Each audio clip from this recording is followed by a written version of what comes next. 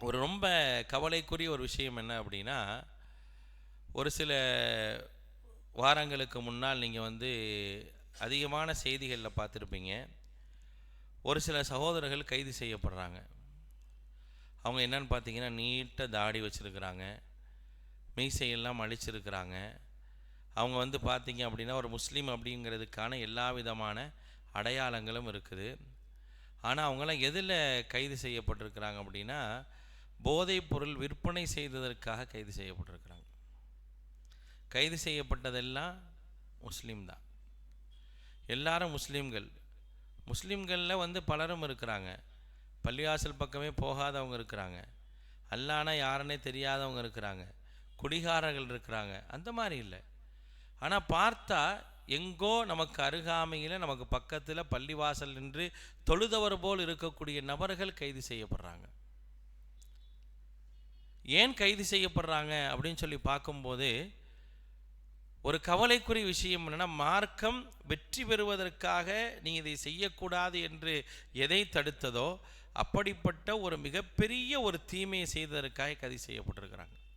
அதான் போதைப் பொருட்கள் விற்பனை செய்தல்.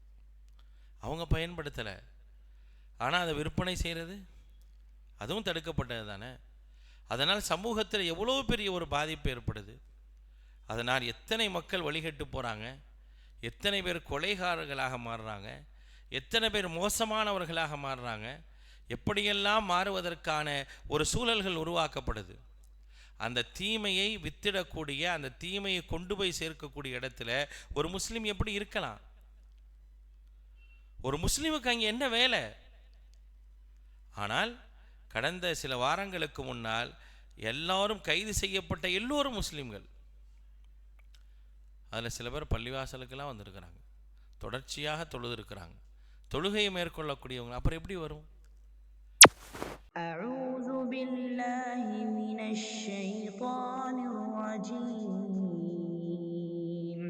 بسم الله الرحمن الرحيم السلام عليكم ورحمة الله وبركاته. إن الحمد لله نحمده ونستعينه ونستغفره ونعوذ بالله من شرور أنفسنا وسيئات أعمالنا. من يهده الله فلا مضل له ومن يضلل فلا هادي له. وأشهد أن لا إله إلا الله وحده لا شريك له وأشهد أن محمدا عبده ورسوله. اللهم صل على محمد وعلى آل محمد كما صليت على إبراهيم وعلى آل إبراهيم إنك حميد مجيد. اللهم بارك على محمد وعلى آل محمد كما باركت على إبراهيم وعلى آل إبراهيم إنك حميد مجيد. يا أيها الذين آمنوا اتقوا الله حق تقاته ولا تموتن إلا وأنتم مسلمون. يا أيها الناس اتقوا ربكم الذي خلقكم من نفس واحدة وخلق منها زوجها وبث منهما رجالا كثيرا ونساء واتقوا الله الذي تساءلون به والأرحام إن الله كان عليكم رقيبا. يا أيها الذين آمنوا اتقوا الله وقولوا قولا سديدا يصلح لكم أعمالكم ويغفر لكم ذنوبكم ومن يطع الله ورسوله فقد فاز فوزا عظيما. أما بعد فإن أصدق الحديث كتاب الله وخير الهدي هدي محمد صلى الله عليه وسلم وشر الأمور محدثاتها وكل محدثة بدعة وكل بدعة ضلالة وكل ضلالة في النار. فقال الله تعالى في القرآن العظيم: أعوذ بالله من الشيطان الرجيم بسم الله الرحمن الرحيم إن الحسنات يذهبن السيئات ذلك ذكرى للذاكرين. رب اشرح لي صدري ويسر لي أمري வஹ்லுல் உக்தத்தம் மின் லிசானி யஃப்கஹு கௌலி. அளவற்ற அருளாளனும் நிகரற்ற பேரன்புடையவனுமாகிய எல்லாம் உள்ள அல்லாஹுவின் திருப்பெயர் போற்றி அவனுடைய சாந்தியும் அருளும் அல்லாஹுடைய தூதர் முஹம்மது ஸல்லல்லாஹு அலைஹி வஸல்லம் அவர்கள் மீதும் அவர்களை பின்பற்றி வாழ்ந்த உத்தம சத்திய தோழர்கள் நல்லவர்கள் மீதும் அவர்களின் அடிச்சோடை பின்பற்றி வாழ்ந்து கொண்டிருக்கக்கூடிய அனைத்து மக்கள் மீதும் உண்டாகட்டுமாக. அன்பானவர்களே, அல்லாஹுடைய அருளால் இந்த இரவு நேரத்தில் இஷாவுடைய தொழுகைக்கு பிறகு அல்லாஹுடைய உபதேசங்களை கேட்டறிந்து செயல்பட வேண்டும் என்ற ஒரு நல்ல எண்ணத்தில் நாம் எல்லாம் இங்கே அமர்ந்திருக்கின்றோம். அன்பானவர்களே, அல்லாஹ் ரப்புல் ஆலமீன் ஃபத்தகுல்லாஹ மஸ்ததாத்தும் என்ற அளவிற்கு அல்லாஹுவை பயந்து நடங்கள் அப்படிங்கிற ஒரு உபதேசத்தை திருமறை குர்ஆன் மூலமாக நமக்கு செய்கிறான். இந்த வசனத்தினுடைய அர்த்தம் என்ன அப்படின்னா, வெளிப்படையாக நேரடியாக பொருள் பார்க்கும்போது இயன்ற அளவிற்கு அல்லாஹ்விற்கு அஞ்சிக் கொள்ளுங்கள் அப்படிங்கிறது தான் இந்த வசனத்தினுடைய நேரடியாக பொருள் கொள்ளப்படுகின்றது. மாறாக இந்த வசனத்திற்கான அர்த்தம் என்ன அப்படின்னா, நீங்கள் எவைகளெல்லாம் பாவங்கள், குற்றங்கள், தீமைகள் என்று உங்களுக்கு வரையறுத்து சொல்லப்பட்டிருக்கின்றதோ அப்படிப்பட்ட எல்லா விஷயங்களை விட்டும் நீங்கள் தவிர்ந்து வாழ்வதும், உங்களுக்கு ஏவப்பட்ட நல்லறங்களை முடிந்த அளவு செய்வதும் தான் இந்த வசனத்திற்குரிய பொருளாக சொல்லப்படுகின்றது. அந்த அடிப்படையில் அன்பானவர்களே, நாம் நன்மைகளும் தீமைகளும் அப்படிங்கிற அந்த அடிப்படையில் தீமைகளை விட்டு விலகியவர்களாக நன்மையின் பக்கம் கவனம் கொள்ளக்கூடியவர்களாக நாம் இருக்க வேண்டும். நன்மைக்காக நாம் முயற்சி எடுக்க வேண்டும். நன்மையை செய்வதற்கு என்னென்ன வாய்ப்புகள் கிடைக்குமோ அப்படிப்பட்ட எல்லா வாய்ப்புகளையும் பயன்படுத்தி கொள்ள வேண்டும். ஆனால் இன்றைய கால சூழ்நிலைகள் எப்படி இருக்குது அப்படின்னா, மனிதன் விரும்பினாலும் விரும்பாவிட்டாலும் அவனை தீமையின் பக்கம் தள்ளுவதற்கான எல்லா விதமான சூழல்களும் உருவாக்கப்பட்டிருக்கின்றது. அவன் எங்கெல்லாம் இருக்கின்றானோ, எந்தெந்த சூழல்களில் எல்லாம் இருக்கின்றானோ அப்படிப்பட்ட எல்லா சூழல்களிலையும் மனிதர்கள் தீமை செய்வதற்கான வாய்ப்புகள் திட்டமிட்டே உருவாக்கப்படுகின்றன. தீமைகள் செய்வது பெரிய விஷயமாக பார்க்கப்பட வேண்டியதில்லை அப்படிங்கிற போதனை செய்யப்படுகின்றது. ஒரு தீமை செய்தால் அடுத்த தீமை செய்வதை பற்றி கவலைப்பட வேண்டாம் அப்படிங்கிற அந்த எண்ணங்கள் உருவாக்கப்படுது. இதன் காரணமாக சமூகத்தில் ஏராளமான குற்றங்கள் பரவி கிடப்பதை நாம் பார்க்கின்றோம். அந்த குற்றங்களுக்கு யாருமே விதிவிலக்கல்ல என்று சொல்லக்கூடிய அளவிற்கான ஒரு சூழல்கள் உருவாக்கப்பட்டிருக்கின்றது. அதனால தான் இன்றைக்கி நம்ம தலைப்பில் என்ன பார்க்க போகிறோம் அப்படின்னா, தீமைகள் அப்படின்னு எடுக்காமல் சமூக தீமைகள் அப்படிங்கிற ஒரு தலைப்பை நம்ம எடுத்துருக்கிறோம். தீமையில் என்னடா சமூக தீமை அப்படிங்கிற ஒரு கேள்வி வரலாம். தீமைகளை பொறுத்த வரைக்கும், குற்றங்களை பொறுத்த வரைக்கும் பலவாறு பிரிக்கப்படுகின்றது. பாவங்களுக்கு பல பெயர்களை அல்லாஹ் ரப்புல் ஆலமீன் சொல்லி காட்டுகின்றான். ஒவ்வொரு பாவங்களுக்கும் ஒவ்வொரு குற்றங்களுக்கும் ஒவ்வொரு விதமான பெயர்கள் என்ன செய்யப்படுது அப்படின்னா, திருமறை குர்ஆனிலும் அல்லாஹுடைய தூதர் ஸல்லல்லாஹு அலைஹி வஸல்லம் அவருடைய பொன்மொழியின் மூலமாகவும் நமக்கு என்ன செய்யுது அப்படின்னா சொல்லப்படுது. அதையெல்லாம் கவனத்தில் கொண்டு தான் நம்ம என்ன செய்கிறோம் அப்படின்னா, இப்படி ஒரு தலைப்பை இங்கே நம்ம கொண்டு வந்திருக்கிறோம். ஒரு மனிதனுடைய தீமை என்ன செய்யும் அப்படின்னு கேட்டிங்கன்னா, அவனை மட்டுமே பாதிக்கக்கூடிய தீமைகள் என்பது இருக்குது. அடுத்ததாக நீங்கள் பார்த்தீங்க அப்படின்னா, அவனையும் அவன் குடும்பத்தையும் பாதிக்கக்கூடிய தீமைகள் இருக்குது. ஒரு சில தீமைகள் அவனை தாண்டி அவன் சார்ந்து இருக்கக்கூடிய சமூகத்திலும் பாதிப்பு ஏற்படுத்தக்கூடிய, அவன் எங்கெல்லாம் செல்கின்றானோ அப்படிப்பட்ட எல்லா இடங்களிலும் பாவத்தையும் குற்றங்களையும் புரியக்கூடிய ஒரு சூழல்கள் என்ன செய்யுது அப்படின்னா உருவாகக்கூடிய ஒரு நிலையெல்லாம் பார்க்குறோம். இஸ்லாம் ரொம்ப அழகாக சொல்லி காட்டுகின்றது. மன் சன்னஃபில் இஸ்லாமி சுன்னத்தன் ஹசனா. ஒரு மனிதன் நல்லதற்கு வழிகாட்டுகின்றான் என்று சொன்னால் அவனுக்கு நன்மை கிடைக்கும். மன் சன்னஃபில் இஸ்லாமி சுன்னத்தன் சய்யிஆ. எவன் ஒருவன் தீமைக்கு வழிகாட்டுகின்றானோ, அந்த தீமையை போன்று எவனெல்லாம் தீமை செய்கிறானோ அது எல்லாத்தினுடைய பாவங்களும் இவனுக்கும் கிடைக்கும் அப்படிங்கிறத தெள்ள தெளிவாக மார்க்கம் நமக்கு சொல்லி காட்டுகின்றது. இந்த உலகத்தில் முதல் குற்றம், முதல் பாவம் நீங்கள் எடுத்துக்கிட்டீங்க அப்படின்னா, அந்த முதல் குற்றமும் முதல் பாவமும் எப்போ நடந்துச்சு அப்படிங்கிறத யோசித்து பார்த்தீங்கன்னா, மனிதர்கள் அப்படிங்கிற அடிப்படையில் முதல் பாவத்திற்காக வித்திட்டவர், முதல் தீமைக்காக வித்திட்டவர் யார் அப்படின்னா ஆதம் அலைஹிஸ்ஸலாமுடைய பையன்தான். அவர் செய்த அந்த பாவம் இருக்கா இல்லையா, அந்த தீமை, ஒரு கொலையை செய்கிறார். ஒட்டுமொத்தமாக உலகத்திற்கு கொலை எப்படி செய்ய வேண்டும் என்பதற்கான முன் உதாரணமாக அவர் பார்க்கப்படுகின்றார். அப்படி பார்க்கப்படக்கூடியதின் காரணமாக இந்த பூமியில் எந்த கொலைகள் நடந்தாலும் அந்த கொலையில் ஒரு பங்கு அவருக்கு இருக்கும். இந்த பூமியில் நாளை மறுமை நாள் வரை யாரெல்லாம் கொலை செய்கிறாங்களோ அப்படிப்பட்ட அந்த கொலையில் ஒரு பங்கு என்ன செய்யும் அப்படின்னா அவருக்கு போகும். ஏன்னா ஒரு தீமைக்கு என்ன செஞ்சிருக்கிறாரு, அவர் வழிகாட்டி இருக்கின்றார்.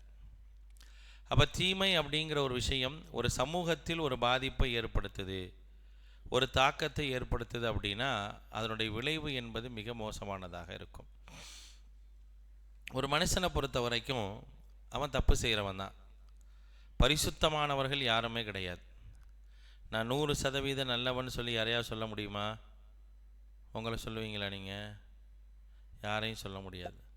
100% அவர் நல்லவர் என்ன செய்ய முடியாது, நமக்கு நாமே சர்டிஃபிகேட் கொடுத்துக்க முடியாது. அதே போல் யாருக்கும் என்ன செய்ய முடியாது, சர்டிஃபிகேட் கொடுக்க முடியாது.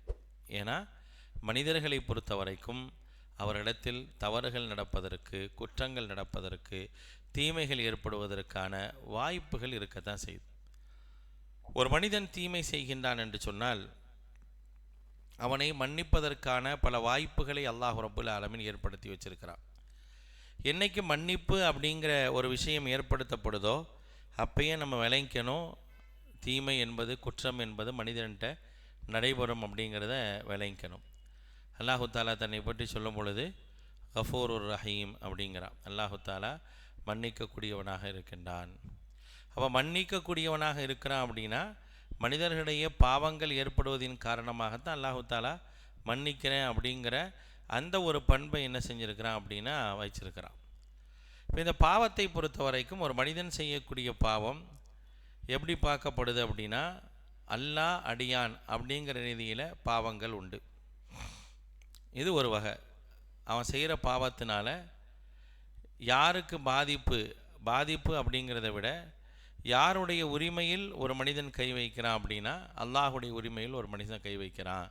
அப்போ அல்லாஹ்வுக்கும் அடியானுக்குமான ஒரு நிலையில் உள்ள பாவம், அதுதான் குஃப்ரு, ஷிருக்கு, இது போன்ற பாவங்கள். இப்போ ஒரு மனிதன் இணை வைக்கின்றான் என்று சொன்னால் அல்லாஹ்வினுடைய புனிதத்தன்மையில் அவன் என்ன செஞ்சிட்டான், கை வச்சிட்டான்னு அர்த்தம். ஒரு மனிதன் அல்லாஹ்வை மறுக்கிறான், வேறு கடவுள்களை உருவாக்குறான் அப்படின்னா அல்லாஹ் அப்படிங்கிற அந்த கடவுள் தன்மையை ஒட்டுமொத்தமாக மறுத்தவனாக ஆகிவிடுகின்றான். அல்லாஹுடைய தடுக்கல், இதெல்லாம் நீ செய்யக்கூடாதுன்னு அல்லாஹ் தடுத்திருக்கக்கூடிய ஒரு செய்திகள் இருக்குது அப்படின்னா, எச்சரிக்கைகள் இருக்குது அப்படின்னா, அந்த எச்சரிக்கைகளை எல்லாம் என்றைக்கு அவன் ஒரு மனிதன் மீறுகின்றானோ அப்படி மீறக்கூடிய நேரத்தில் அவன் பாவம் செய்தவனாக மாறுறான். அந்த பாவம் அல்லாஹ்வையும் அடியானையும் சார்ந்தது. இது ஒரு வகை. பாவத்தில் அடுத்த ஒரு வகை இருக்குது. ஒரு மனிதன் செய்யக்கூடிய பாவத்தினால் அவன் மட்டுமே என்ன செய்கிறான், பாதிக்கப்படுறான். அதனால் மற்றவங்களுக்கு என்ன செய்கிறதில்ல, எந்த பாதிப்பும் கிடையாது. அவனை கெடுத்து கொள்ளக்கூடிய தீமையான விஷயங்கள் என்ன செய்கிறான் அப்படின்னா ஒரு மனிதன் பயன்படுத்துகிறான்னு வச்சுங்க. ஒரு மனிதன் மது அருந்துகிறான். அந்த மதுவை அருந்துவதன் மூலமாக பாதிப்பு அவனுக்கு மட்டுமே. எந்த மது தடுக்கப்பட்டிருக்குதோ அந்த மதுவை என்ன செய்கிறான் அப்படின்னா அவன் அருந்தக்கூடியவனாக இருக்கிறான். அல்லது அவனுடைய உடல் நலத்திற்கு கேடு விளைவிக்கக்கூடிய பாவங்களை செய்கிறான் அப்படின்னா அது அவனை சார்ந்ததாக இருக்கும். அதே போல் அல்லாஹுடைய கட்டளைகளாக அவன் செய்ய வேண்டிய, அவனுக்கு நன்மை ஏற்படுத்தக்கூடிய காரியங்கள் எதெல்லாம் சொல்லப்பட்டிருக்கோ அப்படிப்பட்ட அந்த விஷயங்களை விடக்கூடிய நேரத்தில் அதனால் என்ன செய்கிறான் அப்படின்னா அவன் மட்டுமே பாதிக்கப்படுகின்றான். இது இரண்டாவது வகை. மூன்றாவது வகை எப்படின்னு கேட்டிங்கன்னா, ஒரு மனிதன் செய்யக்கூடிய பாவத்தின் காரணமாக அவனை சார்ந்திருப்பவர்கள், அவனை சுற்றி இருப்பவர்கள் அப்படின்னு சொல்லி மற்ற எல்லாருமே பாதிக்கப்படுறாங்க. அப்படி பாதிக்கப்படக்கூடிய அந்த விஷயத்தை தான் நம்ம என்ன செய்கிறோம் அப்படின்னா சமூக தீமைகளாக என்ன செய்கிறோம் அப்படின்னா வரையறுத்து வைக்கிறோம். இந்த சமூக தீமைகள் எல்லாம் என்ன செய்யுது அப்படின்னா ஒரு மனிதனை ஆழ்ந்த வழிகேட்டில் கொண்டு போய் விட்டுவது ஆழ்ந்த வழிகேட்டில் கொண்டு போய் விட்டு விடுவது மட்டுமல்லாமல் அதன் மூலமாக தொடர்ச்சியாக அவன் குற்றவாளியாக பார்க்கப்படுகின்றான். அதே போல் அந்த சமூகத்தில் நடக்கக்கூடிய எல்லா விதமான தீமைகளுக்கும் அவன் காரணமாக ஆயிடுறான். ஆக அப்படிப்பட்ட விஷயங்கள் என்ன செய்யணும் அப்படின்னா நம்ம கவனமாக இருக்கணும். இமாம் இப்னுல் கையிம் ஜௌஸி ரஹிமஹுல்லாஹ் சொல்கிறாங்க, மனிதர்களிடத்தில் பாவங்கள் ஏற்படுவதற்கான காரணம் 3 அப்படிங்கிறாங்க.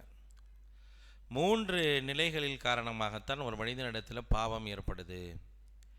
ஒன்று கிபுர், பெருமையின் காரணமாக ஒரு மனிதன் குற்றவாளியாக ஆகிறான். 2வது பேராசை, பேராசையின் காரணமாக ஒரு மனிதன் குற்றவாளியாக ஆகிறான். 3வது பொறாமை, பொறாமையின் காரணமாக ஒரு மனிதன் என்ன செய்கிறான், குற்றவாளியாக ஆகிறான், தீமை புரியக்கூடியவனாக மாறுகின்றான். அப்படிங்கிறத இமாம் இப்னுல் கையிம் ஜௌஸி ரஹிமஹுல்லாஹ் ரொம்ப அழகாக சொல்லி காட்டுறாங்க. அதுக்கு உதாரணமும் சொல்கிறாங்க. என்ன உதாரணம் சொல்கிறாங்கன்னா, பெருமைதான் ஒரு மனிதனுடைய பாவத்திற்கு, ஒரு படைப்பினுடைய பாவத்திற்கு காரணம் அப்படிங்கிறதுக்கு நீங்கள் உதாரணம் எடுக்கணும்னா நீங்கள் இப்லீஸ் எடுக்கலாம். இப்லீஸ் பெருமை பேசியதன் காரணமாகத்தான் சமூகத்திலிருந்து அல்லாஹு தாலா அவனை எங்கே வச்சுருந்தானோ அந்த சமூகத்திலிருந்து அவன் விரட்டப்படுவதற்கு காரணமாக இருக்கிறான். அவன்கிட்ட வேற எந்த குற்றமும் இல்லையே. அவன்கிட்ட இருந்த ஒரே ஒரு குற்றம் என்ன அப்படின்னா, அவன் பெருமை அடித்தான். அந்த பெருமையின் காரணமாக, அதுக்கப்புறம் அவன் அந்த பெருமையின் காரணமாக குற்றவாளியாக ஆக்கப்பட்டனால அவனால் எவ்வளோ பெரிய தீமைகள் மனித சமூகத்திற்கு ஏற்பட்டது அப்படிங்கிற ஒரு பட்டியலை மார்க்கம் நமக்கு சொல்லி காட்டுகின்றது. அப்போ அவன் பெருமை அடித்தான். ஹலக்தனி மின்னார் வ ஹலக்தஹு மின் தீன்னா. ஆதம் அலைஹிஸ்ஸலாத்துக்கு நீங்கள் சிரமப்படீங்கன்னு சொல்லும்போது என்ன செஞ்சான் அப்படின்னா, முடியாதுண்ணா. சாதாரண மண், அந்த மண்ணால் படைக்கப்பட்ட ஒருவனுக்காக என்ன செய்ய முடியாது, என்னை நான் தாழ்த்திக்க முடியாது அப்படின்னா. அப்போ அல்லாஹ் சொன்னால், நீ அப்படி ஒரு எண்ணத்துக்கு நீ வந்துட்ட, உன்ட்ட அப்படி ஒரு பெருமை வந்துச்சு அப்படின்னா நீ இதுக்கப்புறம் என்ன செய்ய முடியாது, இங்கே இருக்க முடியாது, நீ சிறுமைப்பட்டவனாக என்ன செய்ய, இந்த இடத்துலேருந்து நீ போயிரு அப்படின்னு சொல்லி அல்லாஹு தாலா விரட்டுறான். அப்போ அந்த பெருமை அப்படிங்கிற அந்த விஷயத்தினால் அவன் அந்த இடத்திலிருந்து விரட்டப்படுகின்றான். விரட்டப்பட்டதற்கப்புறம் அவனுடைய நிலை என்ன, அதை வைத்து என்ன செய்கிறான் அப்படின்னா, மனித சமூகத்திற்கு மத்தியில் மிகப்பெரிய எல்லா விதமான குற்றங்களுக்கும் காரணமாக இருக்கிறான்.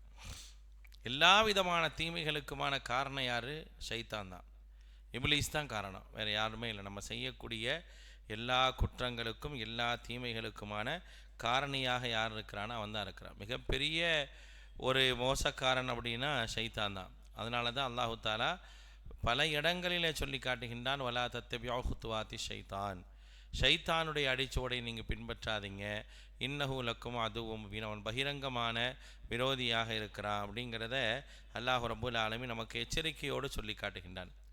ஷைத்தானிடத்திலிருந்து பாதுகாப்பு தேடணும் அப்படிங்கிறான். அவுது பில்லாஹி மின ஷைத்தான் ரஜீம் சொல்லுங்கள், விரட்டப்பட்ட ஷைத்தானிடத்திலிருந்து நான் அல்லாஹ்விடத்தில் பாதுகாப்பு தேடுறேன் அப்படின்னு சொல்லுங்க அப்படிங்கிற அந்த செய்தியை அல்லாஹ் ரப்புல் ஆலமீன் நமக்கு என்ன செய்யணும் சொல்கிறான். ஒவ்வொரு இடத்திலும் ஒவ்வொரு சூழலிலும் நாம் ஷைத்தானிடத்திலிருந்து பாதுகாப்பு தேடணும். ஏன்னா அவன்தான் இருப்பதிலேயே மிகப்பெரிய ஒரு பாவி, மிகப்பெரிய ஒரு மோசக்காரன். உலகத்தில் நீங்கள் செய்யக்கூடிய எல்லா விதமான தீமைகளுக்கும் அவன்தான் வழிகாட்டியாக இருக்கிறான். இன்னமா யஅமுருக்கும் பிஸ்ஸூஇ வல் ஃபஹ்ஷாஇ, அவன் எப்படிப்பட்டவன், மோசமான மானக்கேடான தீமையான விஷயங்களை எல்லாம் என்ன செய்வானா, அவன் உங்களுக்கு ஏவக்கூடியவனாக இருக்கிறான். அப்போ இந்த சமூகத்தில், மனித சமூகத்தில் ஒட்டுமொத்தமான பாவத்திற்குமான வழிகாட்டியாக யார் இருக்கிறான் அப்படின்னா ஷைத்தான் தான் இருக்கிறான். அவன் சமூகத்தினுடைய மிகப்பெரிய ஒரு தீயவனாக, குற்றவாளியாக, மனிதகுல விரோதியாக அவன் பார்க்கப்படுவதற்கான காரணம் என்ன, அவன்கிட்ட இருந்த ஒரு பண்பு தான். அவனிடத்தில் இருந்த ஒரே ஒரு பண்பின் காரணமாக அவன் என்ன செய்கிறான் அப்படின்னா, இப்படிப்பட்ட குற்றங்களுக்கு என்ன செய்கிறான்னா ஆளாகிறான் அப்படிங்கிற அந்த விஷயத்தை நம்ம பார்க்குறோம். அப்போ அதனால் என்ன செய்து, நாளை மறுமை நாள் வரை ஒட்டுமொத்தமாக மனித சமூகத்திற்கு ஒரு மிகப்பெரிய ஒரு விரோதியாக காட்டப்படுவோன் யாருன்னா ஷைத்தான் தான். அப்போ அவனால் இந்த சமூகத்திற்கு மிகப்பெரிய ஒரு தீங்குகள் இருக்குது. குறிப்பாக முஸ்லிம்களுக்கு இருக்குது. எவர்கள் அல்லாஹ்வை ஏற்றுக்கொண்டார்களோ அவர்களுக்கு இருக்குது. அவன் என்ன செய்வானா, மனித மனங்களில் எல்லா விதமான பேராசைகளையும் உண்டு செய்வான். எப்படிப்பட்ட பேராசைகளை உண்டு செய்ய முடியுமோ அப்படிப்பட்ட பேராசைகளை உண்டு செய்வான். அப்படி உண்டு செய்யக்கூடிய நேரத்தில் அல்லாஹ்வை பயந்தவர்கள், எச்சரிக்கை உணர்வோடு இருப்பவர்கள் என்ன செய்வாங்க அப்படின்னா தப்பித்து கொள்வார்கள், இல்லை என்றால் மாட்டிக்குவாங்க. அப்போ ரெண்டாவது பாருங்களேன், இரண்டாவது பாவத்திற்கான காரணம் என்ன அப்படின்னா பேராசை அப்படிங்கிற ஒரு விஷயத்தை இமாம் இப்னுல் கய்யிம் ஜௌஸி ரஹிமஹுல்லாஹ் குறிப்பிடுறாங்க. அந்த பேராசை தான் வஹுவல்லதி அஹ்ரஜ ஆதம் மில் ஜன்னா, ஆதம் அலைஹிஸ்ஸலாத்தை சொர்க்கத்திலிருந்து வெளியேற்றுவதற்கான காரணம் என்ன? என்ன காரணம்? நான் இன்னொரு 3 நிமிஷம் சேர்ந்தால் உங்களுக்குலாம் தூக்கம் வந்துடும், அவ்வளோ டயர்டாக இருப்பீங்க போல எல்லாருமே. என்ன காரணம்? பேராசை. ஆனால் அவங்களுடைய பேராசை நல்ல எண்ணத்தில் தான் இருந்துச்சு, அதனால தான் அவங்க மன்னிக்கப்பட்டாங்க. என்ன பேராசைப்பட்டாங்க அவங்க? பழத்தை சாப்பிட்ணுன்னு பேராசைப்பட்டாங்களா? நிரந்தரமாக சொர்க்கத்தில் இருக்கணும் அல்லது மலக்காக இருக்கணும். அவங்க ஆசைப்பட்டது என்ன? இல்லா அன் தக்கூனா மலக்கைனி அவ் தக்கூனா மினல் ஹாலிதீன். இந்த வானவர்கள்லாம் இருக்காங்கல்ல, வானவர்களை பார்த்தாங்க. அந்த வானவர்கள் எப்படி இருக்கிறாங்க அப்படிங்கிறது அவர்களுக்கு காட்டப்பட்டது. எல்லா விதத்திலும் அல்லாஹ்வுக்கு கட்டுப்பட்டாங்க. அல்லாஹ் எதை சொன்னாலும் ஏற்றுக்கிட்டாங்க. அல்லாஹ் அவர்களை தாழ்வுபடுத்தினாலும் அதையும் ஏற்றுக்கொண்டாங்க. அப்போ வானவர்களை பார்க்குறாங்க. அப்போ ஷைத்தான் சொல்கிறான், இல்லா அன் தக்கூனா மலக்கைன், நீங்கள் இந்த வனத்தில் போய் அந்த பழத்தை சாப்பிட்டா நீங்கள் என்ன ஆயிடுவீங்க? என்ன ஆயிடுவீங்க? மலக்கா ஆயிடுவீங்க. மலக்கா ஆகுறதுங்கிறது எவ்வளோ பெரிய விஷயம். மலக்கா ஆக முடியுமா? ஆக முடியாது. மலக்காக ஒரு சான்ஸ் இருக்குது அப்படிங்கிறப்ப யோசிப்பாங்கல்ல. அவ் தக்கூனா மினல் ஹாலிதீன், அல்லது சொர்க்கத்தில் நிரந்தரமாக இருக்கலாம். சொர்க்கத்தை காட்டுறான் அல்லாஹு தாலா. ஆதம் அலைஹிஸ்ஸலாத்தை படைச்சு சொர்க்கத்தை காட்டுறான், சொர்க்கத்துடைய வளங்களை காட்டுறான், சொர்க்கத்துடைய ஞாமத்துகளை காட்டுறான். சொர்க்கத்தில் என்னவெல்லாம் கிடைக்குமோ அது எல்லாத்தையும் பார்க்குறாங்க. சொர்க்கத்தில் வளம் வராங்க. இதெல்லாம் பார்த்த உடனே என்ன செய்யும்? எப்படி மனசு வரும்? சொர்க்கத்தை பற்றி கேட்டாவே நமக்கு ஆசையாக இருக்கா இல்லையா? இருக்கா இல்லையா? சொர்க்கத்தை பார்க்கல, ஆனால் சொர்க்கத்தை பற்றி சொல்லும்போது அவ்வளோ ஆசையாக இருக்குது. சொர்க்கத்துடைய ஒவ்வொரு ஞாபகத்துகளையெல்லாம் சொல்லும்போது நம்ம ஆசைப்படுறோம். அப்போ பார்த்தவருக்கு எப்படி இருக்கும்? பார்த்தவருக்கு எவ்வளோ ஆசை இருக்கும்? எப்படிப்பட்ட ஆசை கொண்டவராக இருப்பார்? அவர் நல்லதின் மீது ஆசை கொண்டார், ஆனால் அந்த ஆசைக்காக என்ன செஞ்சிட்டாரு? தப்பு செஞ்சிட்டார்.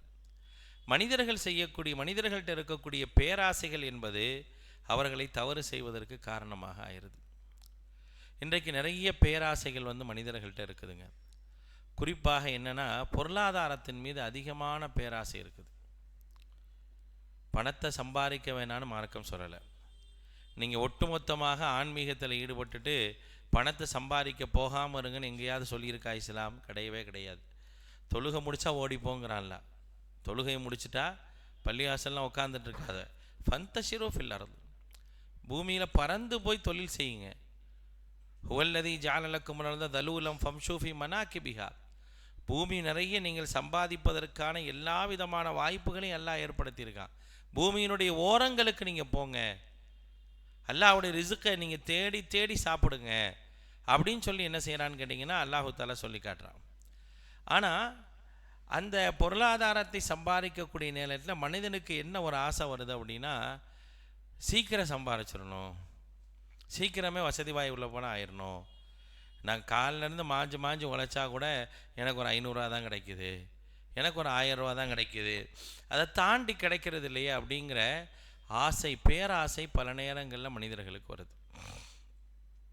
அந்த பேராசைக்காக என்ன செய்கிறாங்க அப்படின்னா மனிதர்கள் தீய வழியை தேர்ந்தெடுக்கிறாங்க. ஆதம் அலைஹிஸ்ஸலாம் பேராசை கொண்டார்கள் தான். அவங்க சொர்க்கத்தில் நிரந்தரமாக இருக்கணும்னு பேராசை கொண்டதுனால அவங்க அந்த பழத்தின் பக்கம் நெருங்கினாங்க, அந்த மரத்தின் பக்கம். அவர்களுடைய பேராசையில் ஒரு நல்லது இருந்தனால தான் அல்லாஹ் என்ன செஞ்சிட்டான்? அவங்கள மன்னிச்சிட்டான். ஆனால் அவங்க செஞ்சது தப்பு அப்படின்னு சொல்லிட்டு தான் அந்த தப்புக்கு தண்டனையாக என்ன செஞ்சான்? அவங்கள சொர்க்கத்திலிருந்து வெளியேற்றிட்டான். இப்போ நம்மள்கிட்ட இருக்கக்கூடிய பேராசை, பொருளாதாரத்தின் ரீதியான ஒரு பேராசை இருக்குதே, மிக மோசமானது. இன்னும் அதர்ற ஃபித்னத்தை உம்மத்தி அப்படின்னாங்க. நபிகள் நாயகம் ஸல்லல்லாஹு அலைஹி வஸல்லம் சொல்லும்போது சொன்னாங்க, இந்த உம்மத்துடைய மிகப்பெரிய தீமை என்ன தெரியுமா, மிகப்பெரிய முசீபத் என்ன தெரியுமா, அல் மால், பணம் அப்படின்னாங்க, பொருளாதாரம். நாங்கள் ரொம்ப மோசமானது. பொருளாதாரத்தை சம்பாதிப்பதற்கான வழி என்ன? நேர்மையாக, உண்மையாக, ஹலாலாக சம்பாதிச்சு ஹலாலாக சாப்பிடணும். யா ஐயுஹல்லதீன ஆமனு குலூ மிம்மா ஃபில் அர்தி ஹலாலன் தையிபாதான். நம்பிக்கையாளர்களே, பூமியில் நீங்கள் என்ன செய்யுங்க, ஹலாலான தூய்மையானதை என்ன செய்யுங்க, சாப்பிடுங்க. தூய்மையான முறையில் சம்பாதிச்சு தூய்மையான முறையில் சாப்பிடுங்க. உங்களுடைய சம்பாத்தியம் நல்லதாக இல்லை அப்படின்னா உன்னுடைய அமல்கள் ஏற்றுக்கொள்ளப்படாது, உன் துவா ஏற்றுக்கொள்ளப்படாது. நீ மாஞ்சு மாஞ்சு அல்லாஹ்விடத்தில் முறையிடக்கூடிய எந்த ஒரு முறையீடலுக்கும் என்ன செய்யாது, பயனளிக்காது. அப்படிங்கிறத திட்டவட்டமாக என்ன செய்து மார்க்கம் சொல்லி காட்டுகின்றது. அப்போ அந்த அடிப்படையில் பாருங்கள், மனிதர்களிடத்தில் பேராசை இருக்கவே கூடாது. ஆனால் பேராசை என்பது மனிதர்கள்ட்ட இருக்கக்கூடிய ஒரு குணம்தான். அல்ல அதை வச்சு தான் படைச்சிருக்கான் சோதனையாக. மனுஷனுக்கு சில சோதனை கொடுக்கணுமா இல்லையா? ஒரு சோதனையாக வச்சிருக்கிறான். அதை கடந்து வாழ வேண்டும், அதை தடுத்து கொண்டு வாழ வேண்டும் என்பது தான் நம்மிடத்தில் அல்லாஹ் ரப்புல் ஆலமீன் எதிர்பார்ப்பது. திருமறை குர்ஆனில் அல்லாஹ் சொல்கிறான், அல்ஹாக்கு முத்தகாசுர். மனிதனை பொறுத்த வரைக்கும் வேணும் வேணும் என்று சொல்லக்கூடிய அஹாவு இருக்கா இல்லையா, அது இருந்துக்கிட்டே இருக்கும். எது வரைக்கும்னா ஹத்தா ஜுர்துமுல் மகாபிர், நீங்கள் மன்னரைகளை சந்திக்கும் வர. மௌத்தா போகிற வரைக்கும் அவன்கிட்ட என்னது, பேராசை என்ன செய்யுது, அவனை விட்டு போகாது. லவ்கானலி இப்னி ஆதம் வாதியைனி மினத் தஹபி. ஆதமுடைய மகனுக்கு தங்கத்திலான 2 ஓடைகள் இருந்தால் கூட, தங்கத்திலான 2 ஓடைகள் இருந்தால் கூட லக்கான சாலிசன், 3ஆவதாக ஒன்று இருக்காதா அப்படின்னு சொல்லி ஆசைப்படுவோம். அப்போ அப்படிப்பட்ட ஒரு பேராசை என்பது மனுஷன்கிட்ட இருக்குது. அந்த பேராசை என்ன செய்யுதுன்னா, சில நேரங்கள் தவறு செய்ய சொல்லுது, குற்றங்களை செய்ய சொல்லுது. அந்த குற்றங்களை சைத்தான் தூண்டுறான்.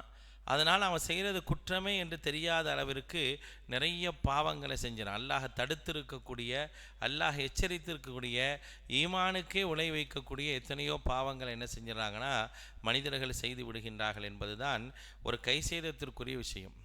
அதில் குறிப்பாக முஸ்லீம்கள், அல்லாஹவை ஏற்றுக்கொண்டவங்க, அவங்களுக்குன்னு வரையறைகள் இருக்குது.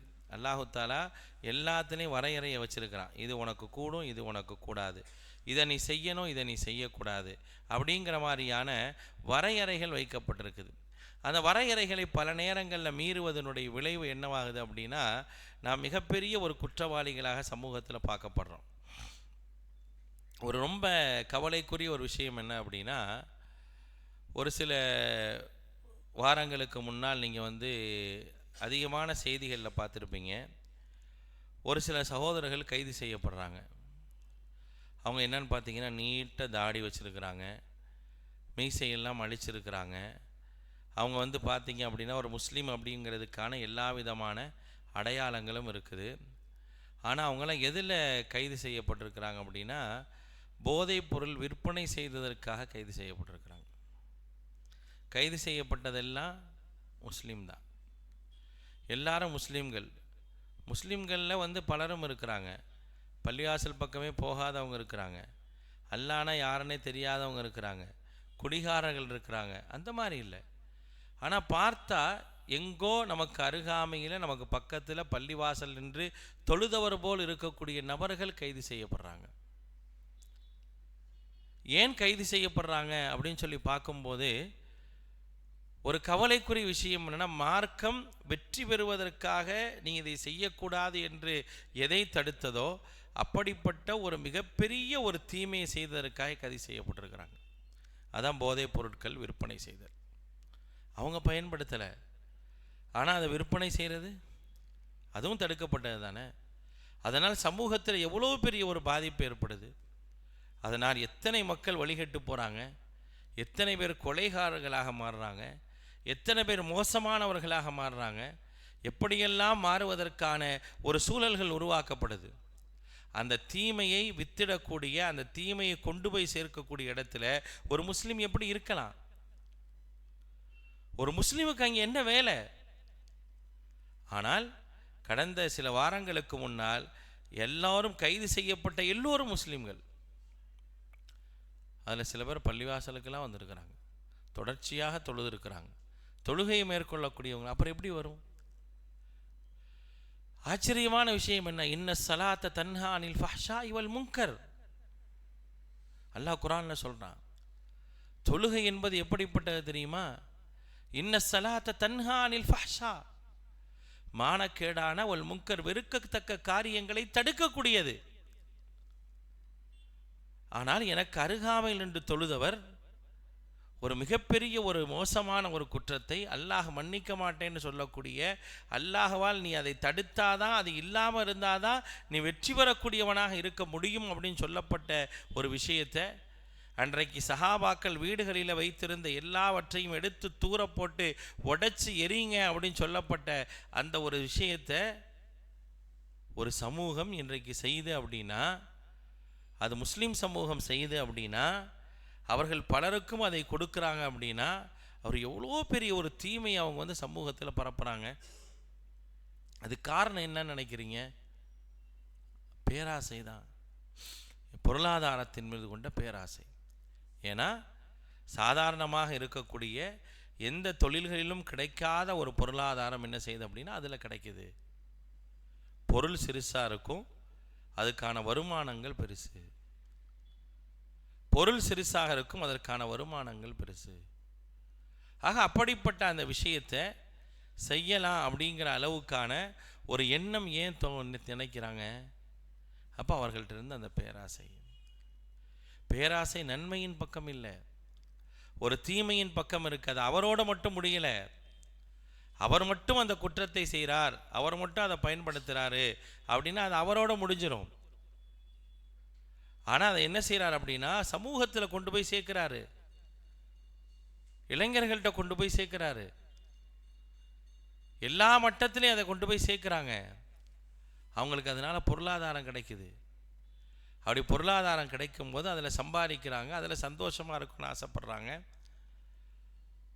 அப்போ எந்த விதத்திலும் உனக்கு ஒரு யோசனை வரலையே, நாளைக்கு நான் மறுமையில் போய் நிற்பேன். இன்றைக்கி அல்லாட்ட இங்கே தொழுகைக்காக நிற்கிற மாதிரி நாளைக்கு அல்லாவுக்கு முன்னால் நான் மறுமையில் போய் நிற்பேனே.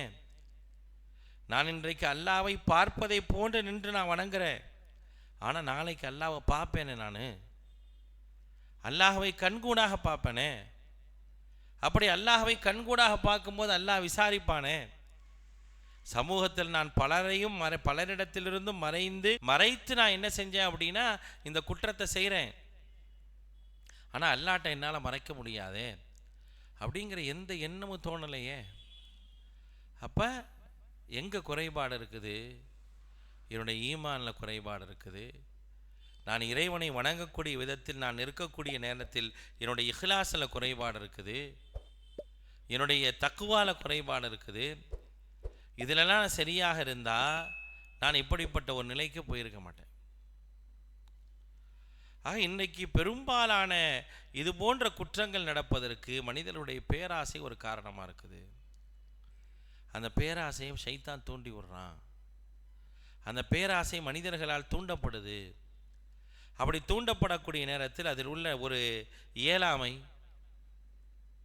ஒரு சிரமம், ஒரு கஷ்டம், நான் சிரமப்படுகின்றேன் என்று சொன்னால் எனக்கு அல்லாஹு தாலா நன்மையை நாடி இருக்கிறான் அப்படிங்கிற அந்த எண்ணம் வரலை. யுரிதில்லாஹு பிஹி ஹைரன் யுசிபுஹு, எவருக்கு அல்லாஹு தாலா நன்மையை நாடுகின்றானோ அவரை சோதிப்பான் அப்படிங்கிற அந்த எண்ணம் வரலை. அந்த எண்ணம் வராததின் காரணமாகத்தான் இப்படிப்பட்ட ஒரு நிலையெல்லாம் வருது. எப்படியா சம்பாதிச்சு நிம்மதியாக இருந்துடலாம், குடும்பத்தையும் குழந்தைகளையும் நல்லபடியாக வசதி வாய்ப்பாக வச்சிடலாம். மாட்டினா அதனுடைய விளைவு சமூகத்தில் நிம்மதியாக வாழ முடியுமா? சமூகத்தில் அந்தஸ்தோடு வாழ முடியுமா? சமூகம் எவ்வளோ இழிவாக கொண்டு போய் சேர்க்கும் அப்படிங்கிற அந்த நிலையை என்ன செய்கிறதில்லை, உணர்றதே இல்லை. இதனால் ஏற்படக்கூடிய விளைவுகள் மிக மோசமாக இருக்குது அப்படிங்கிறத புரியணும். அப்போ இந்த தீமைக்கான காரணம் என்ன? பேராசை.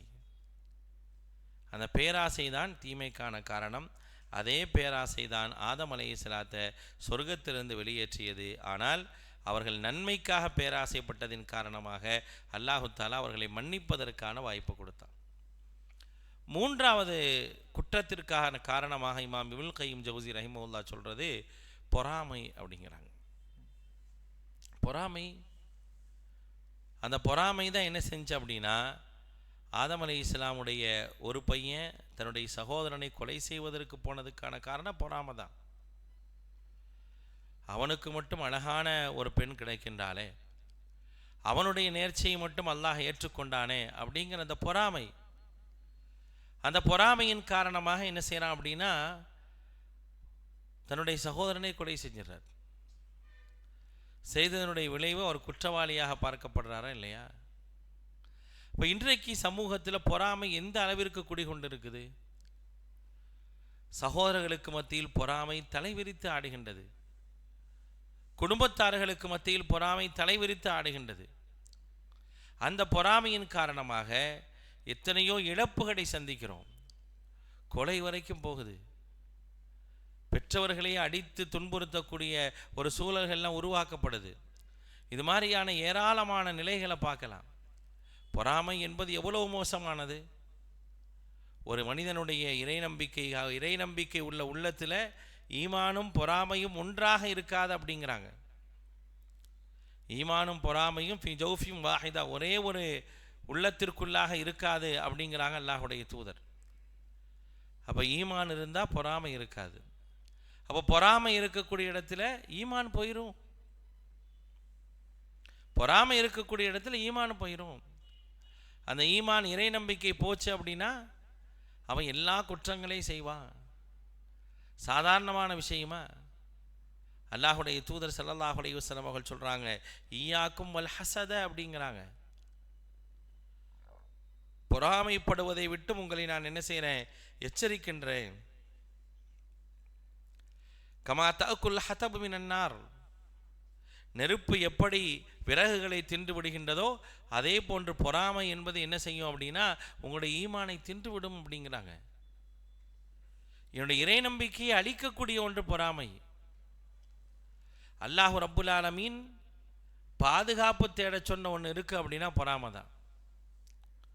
வமின் ஷர்ரி ஹாசிதின் இதா ஹசத், பொறாமைக்காரன் பொறாமைப்படும் நேரத்தை விட்டு நான் அல்லாஹ்விடத்தில் பாதுகாப்பு தேடுறேன் அப்படின்னு சொல்லி பாதுகாப்பு தேடுங்க. ஏன்னா பொறாமை ரொம்ப மோசமானது. பொறாமை மிகப்பெரிய ஒரு விளைவை சமூகத்தில் ஏற்படுத்தக்கூடியது. அதனுடைய முதல் விளைவு கொலை. அதனுடைய முதல் விளைவு கொலை. இன்றைக்கு வரைக்கும் பொறாமையின் காரணமாக எத்தனை குற்றங்கள் நடக்குது பட்டியல் போடுங்க. எத்தனையோ விஷயங்களை பட்டியல் போட்டே போகலாம். ஆக இது மூன்றும் என்ன செய்யக்கூடாது அப்படின்னா ஒரு மனிதனிடத்தில் இருக்கக்கூடாது. இந்த மூன்று விஷயங்களை விட்டு நாம் மிக கவனமாக இருக்கணும். இந்த மூன்றில் நாம் கவனமாக இருந்தால் நாம் பாவத்திலிருந்து வெளியே வந்துடலாம். இதுதான் பாவங்களுக்கான அடிப்படையே இதுதான். அதை இமாம் இப்னுல் கய்யிம் ஜௌஸி ரஹிமஹுல்லாஹ் சொல்லும் போது சொல்கிறாங்க, உசூலுல் மஆசி அப்படின்னே சொல்லுவாங்க. பாவத்திற்கான அடிப்படைகள் என்ன தெரியுமா அப்படின்னு சொல்லிட்டு அல் கிபுரு வல் ஹிர்சு வல் ஹஸது அப்படின்வாங்க. பெருமை, பேராசை, பொறாமை, இந்த மூன்றினால் மிகப்பெரிய ஒரு நிலை கொண்டு வரப்படுகின்றது. பொறாமையின் காரணமாக மோசடி, அக்கிரமம், அநியாயம் எல்லாமே நடக்கும். அப்போ இவைகளை எல்லாம் விட்டு நான் எப்போ வெளியே வர முடியும்? நான் பாவங்களிலிருந்து வெளியே வரணும் அப்படின்னா, குற்றங்களிலிருந்து வெளியே வரணும் அப்படின்னா இந்த மூன்று விஷயங்களை நான் எப்படி இருக்கேன் என்னை நானே சுய பரிசோதனை செஞ்சு பார்க்கணும். என்னை நானே சுய பரிசோதனை செய்யணும். அப்படி இந்த சுய பரிசோதனை செய்து இந்த மூன்றிலும் நான் சரியாக இருக்கிறேன் அப்படின்னா நான் நன்மையின் பக்கம் என்னுடைய கவனம் இருக்குமே தவிர தீமையின் பக்கம் செல்லாது. அப்படிங்கிறத என்ன செய்யுது அப்படின்னா மார்க்கம் நமக்கு மிக அழகாக சொல்லி காட்டுகின்றது. ஆக அன்பானவர்களே, நாம் மிக மிக கவனமாக இருக்க வேண்டிய விஷயம் என்ன அப்படின்னா பாவங்களுடைய விஷயத்தில் மிக கவனமாக இருக்க வேண்டும். தீமைகளுடைய விஷயத்தில், குற்றங்களுடைய விஷயங்களில் மிக கவனமாக இருக்க வேண்டும். குறிப்பாக நாம் செய்யக்கூடிய தீமைகளின் காரணமாக இந்த சமூகம் பாதிக்கப்படுது, என்னால் பலர் வழிகேட்டுக்குள்ளே போகிறாங்க அப்படின்னு சொன்னால் அதை விட ஒரு மோசமான நிலை ஒரு மனிதன்கிட்ட எதுவுமே இல்லை.